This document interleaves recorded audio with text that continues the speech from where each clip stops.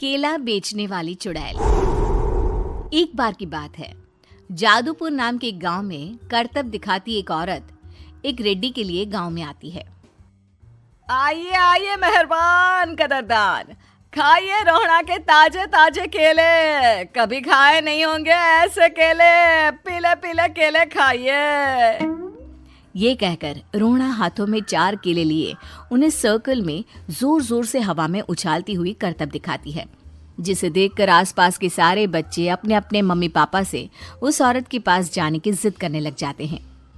पापा, ऐसा तो सर्कस में बॉल से होता है ना, ये आंटी तो केले से कर रही है। चलिए ना पापा, देखते हैं। रोहड़ा एक पतली सी तार पर चलती हुई केलों से करतब दिखाती है। आते जाते सभी लोग बाहर रुककर उसके करतब देखते हैं और वाह वाही करते नहीं थकते। जैसे ही एक आदमी पास आकर उसे पैसे देने लग जाता है, तब वो कहती है, अरे नहीं नहीं साहब, मैं करतब तो बच्चों के मन को बहलाने के लिए करती हूँ। धंधा तो मेरा केले का है। पीछे देखो मेरी रिड्डी, जो भी मेरे केले खाएगा मेरी तरह चुस्त दुरुस्त और तंदुरुस्त हो जाएगा। पता चलता है क्या कि मेरी उम्र 55 की है। अरे पर ऐसे ठंड के मौसम में कोई केला क्यों खाएगा?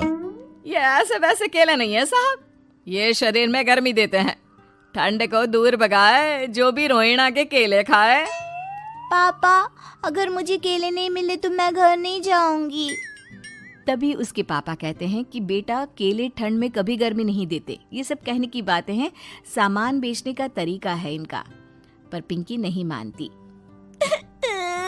मैं केले खाऊंगी। पिंकी की जिद के आगे नत्थू हार जाता है और उसे केले खरीद कर दे देता है। पिंकी खुश होकर केले घर ले आकर खाती है। अब मैं भी करतब करूंगी, कितना मजा आएगा। जादुई केले। पिंकी पहला केला खत्म भी नहीं करती कि वो बेहोश हो जाती है। दूसरे केले से एक काला धुआं आता है और रोहड़ा चुड़ैल बनकर बाहर निकल आती है। मेरे भूतिया केले बच्चे न खाए, ऐसा हो ही नहीं सकता। जादूपुर वालों, कब तक बचोगे? आ गई हूं मैं रोहड़ा, जिसका कोई नहीं कर सकता सामना। रोहड़ा पिंकी को गोद में उठाकर काले धुएं में कहीं गायब हो जाती है। शाम के वक्त नत्थू घर लौटता है और पिंकी को घर में ना पाकर उसकी माँ से कहता है, माँ पिंकी कहाँ है? अरे बेटा, उसे तो तू सुबह करतब दिखाने ले गया था ना, फिर कहाँ वापस आए तुम दोनों? मुझे लगा तू उसे अपने साथ मंडी ले गया होगा। हे भगवान, मेरी बच्ची कहाँ गई? मैं उसे घर ही तो छोड़कर गया था माँ। नत्थू गांव के घर कोने में अपनी बेटी को ढूंढता है, पर उसे वो कहीं नहीं मिलती। परेशान होकर आखिर रो रो कर नत्थू हिम्मत हार कर घर लौट आता है। अगली सुबह रोहड़ा फिर से करतब दिखाने आती है और इस बार पिंकी की तरह रोनी केले खरीद लेता है।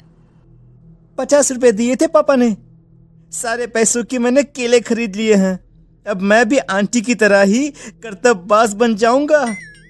यही सोचते हुए रोनी केले खाता है और पहला अकेला केला आधा खत्म भी नहीं करता कि चुड़ैल उसके सामने आ जाती है। मेरे साथ चलने का समय आ गया है रोनी। ये तो बस शुरुआत है।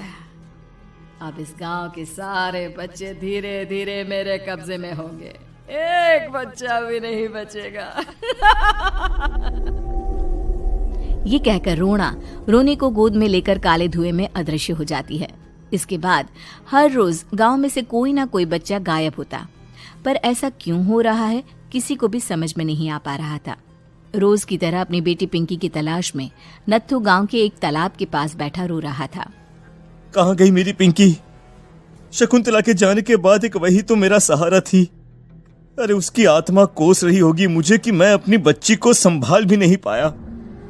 नत्थू ये कहता हुआ रो ही रहा था कि तभी तालाब में से उसे शकुंतला की आवाज सुनाई देती है। कहाँ थी तुम शकुंतला? हमारी बच्ची और सारे गायब हुए बच्चे रोहड़ा के कब्जे में हैं।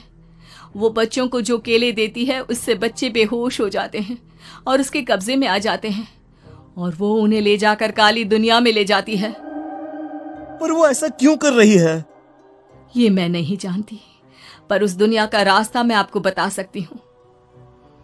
जहां ये नदी खत्म होती है वहां एक केले का पेड़ है, उसके नीचे एक दरवाजा है, वहीं से रास्ता जाता है उस दुनिया का। ये कहकर शकुंतला की आत्मा गायब हो जाती है। गांव के सभी लोग झुंड बनाकर उसी रास्ते से काली दुनिया में चले जाते हैं और वहां देखते हैं कि सारे बच्चे वहां काम कर रहे थे।